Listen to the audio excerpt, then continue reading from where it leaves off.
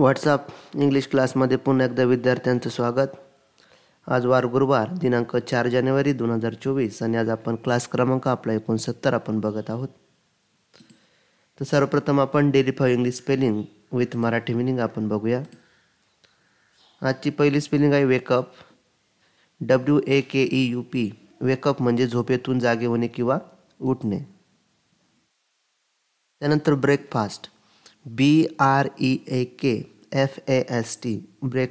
Breakfast म्हणजेच नाश्ता. त्यानंतर तिसरी स्पेलिंग आहे वॉशरूम. WASHROOM. वॉशरूम. वॉशरूम म्हणजेच स्वच्छतागृह. त्यानंतर चौथी स्पेलिंग आहे PAIN. पेन म्हणजेच वेदना. त्यानंतर MYSTERRY. मिस्ट्री. सिंगल आर आहे इथं. मिस्ट्री म्हणजे रहस्यमय किंवा गोड. मिस्ट्री.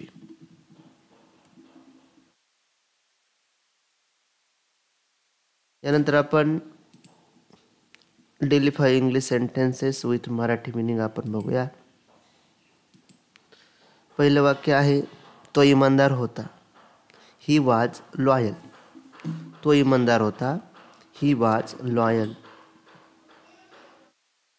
मला समजलं तर त्याला आपण म्हणायचं आय अंडरस्टँड. मला समजलं.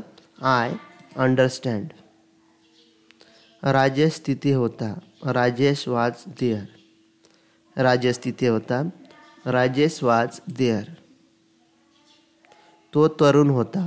ही वॉज यंग. तो तरुण होता. He was young. मी हादरून गेलो. आय वॉज शेकन. मी हादरून गेलो. आय वॉज शेकन. आज आपण पंक्च्युएशन मार्क्समध्ये 10वा प्रकार बघत आहोत, ॲपॉस्ट्रॉफी. तर ॲपॉस्ट्रॉफी असं चिन्ह असतं बघा, म्हणजेच लोपचिन्ह.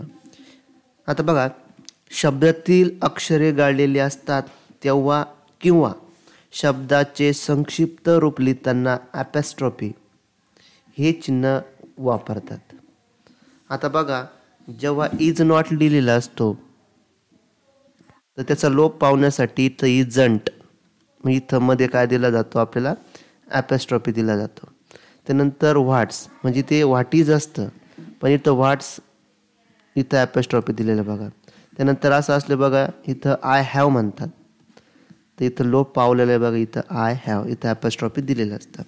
त्यानंतर चा, ची, चे, चा असे षष्टी विभक्तीचे अर्थ व्यक्त करण्यासाठी नामाला, जे नाम असतं म्हणजे नाऊन आपण शिकलेलं बघा, तर त्याला ॲपॉस्ट्रॉफी एस म्हणतात. असं लिहावं लागतं बघा. गर्ल्स नेम म्हणजे मुलीचं नाव.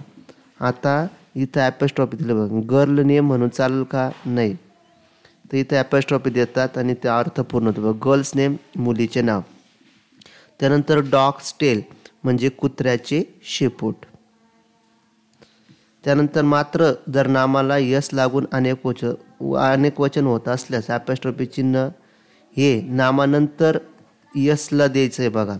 म्हणजे आता कुत्रे अनेक आहे म्हणजे डॉग्स टेल्स, कुत्र्यांच्या शेपट्या. तर इथं दिलेलं आहे बघा. तर ही गोष्ट ध्यानात ठेवायची. तर ॲपॉस्ट्रॉफीचा उपयोग अशा पद्धतीने केला जातो. त्याचं चिन्ह आणि जर ते वाक्यामध्ये तुम्हाला ओळखायला जर लावलं तर तुम्ही नक्कीच त्याचं उत्तर चांगल्या पद्धतीने लिहू शकता. आणि ॲपॉस्ट्रॉफी म्हणजेच लोपचिन्ह हे सुद्धा आपण चांगल्या पद्धतीने लक्षात ठेवू शकतात. तर भेटूया उद्याच्या क्लासमध्ये. धन्यवाद.